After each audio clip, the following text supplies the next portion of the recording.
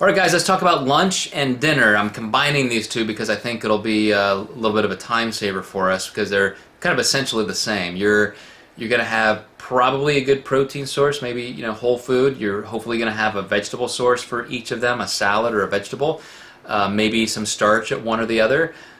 But in a previous way we used to describe meals, we had these names that we wanted to be descriptive. So we talked about things like anchor meals and core meals, and we found that it was almost difficult to try and explain what those were. We were creating new needs for definitions, and so we're not really doing that anymore. But my point for a lunch versus a dinner was that one is typically going to be more of a full-sized meal, what we called an anchor meal. So that was where you're going to have a fibrous carbohydrate, which could be a vegetable or a salad, and then a starchy carbohydrate and a protein.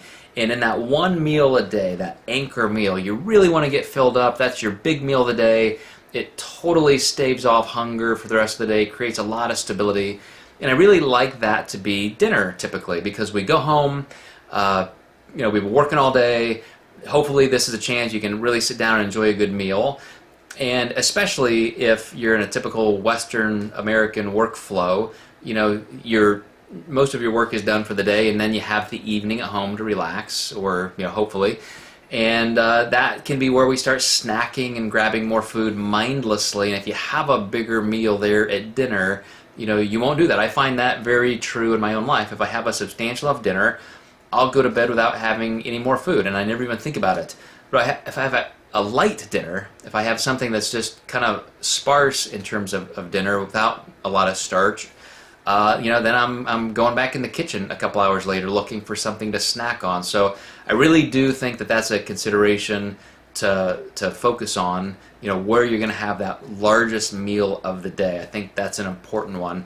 And lunch for me is easy to be a little bit on the light side because I'm going to be active right away. I'm getting back to work, and I really don't want to have this gigantic lunch where I feel sleepy and all that. So this is where I can reduce my carbs at lunch, have kind of a chicken breast salad or a wrap or something like that.